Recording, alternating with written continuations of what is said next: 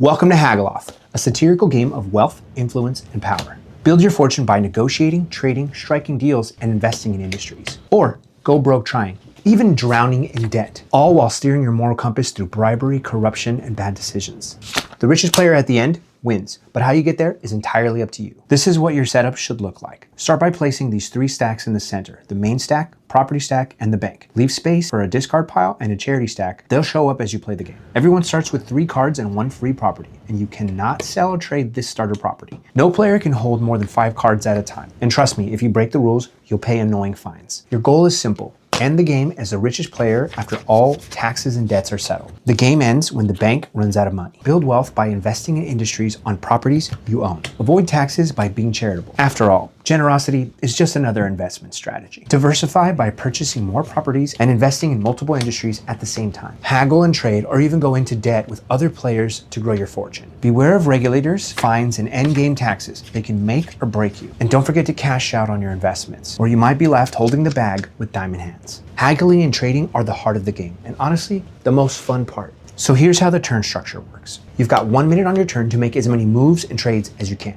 Each turn has required moves and optional moves. Required moves: you're required to draw 3 cards from the main stack. But beware, if you draw 3 right away on your turn, then you might have more than 5 cards. And if you get called out by another player for having more than 5 cards, you'll have to pay a fine to the bank and a fee to the player that caught you. So draw 1, play a card or 2, draw another until you have the required 3 cards each turn. You may not discard, donate, or trade the excess cards in your hand after the timer runs out. Optional moves during your turn. You have the option to do these 6 things. Number 1, place matching industry cards on your properties, but only 1 industry per property, like these 2 Cosbys or these 2 maps. Number 2, trade with the other players, cash, cards, or properties. Anything goes. Just strike a deal. You can even make future deals by loaning cards or even cash to another player, like, I'll give you this Buckley now for a Bebo later. Make sure if you have any debts, you pay it off before the game is over. Otherwise, each debt will be worth 1 Haggy later on. Discard unwanted cards face down in the discard pile. These can no longer be picked up, but you can look through them later.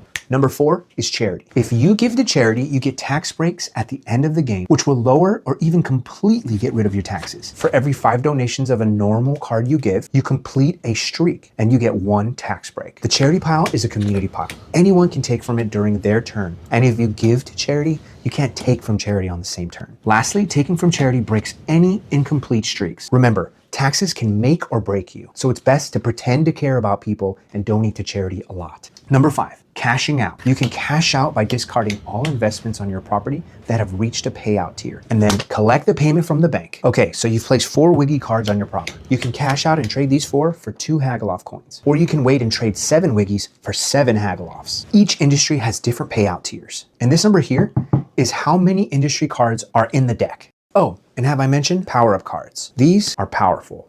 For example, Twiggles, the realtor, can price set and change the price of properties in the property stack. Or you can pay 1 Haggleoff to the bank and use him as a property and place industry cards on it, like you would a normal property. Some power cards can be played out of turn to steal or protect assets. Politician and judge can be played anytime to influence deals, clear fines, or cause chaos. Or if you don't want to use a power card now, donate it to charity and get an automatic tax break. By the way, the Haggleoff web app helps you to track all donations and streaks and makes it easy to determine the winner. By the way, if you break the rules even by accident, regulators can call you out. Everyone is a regulator, and if you find someone breaking a rule, you get to collect a fee for it as well. Civil violations like having more than 5 cards or failing to honor a deal cost you 1 Haggy to the bank and 1 Haggy to the regulator. Criminal violations like robbing the bank or bribing officials, yes, you can do that. Those consequences hit harder. You'll pay fines, discard your entire hand, or even sit out a turn in pretend jail, unless you bribe a cop or get a pardon from a politician. The game ends when you pick up the last Haggleoff, and that person gets to finish his turn. At the end of the game, settle all debts. If you haven't paid off the deal you made, pay 1 Haggleoff for every item you owe to the other players. And that's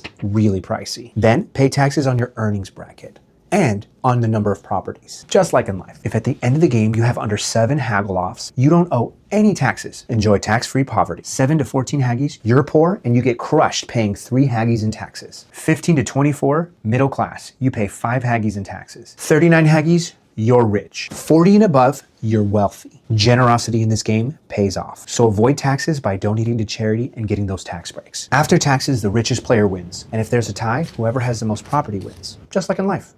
So deal fast, talk smooth, and keep your Haggleoffs close. Oh, and don't be poor. That's Haggleoff, baby.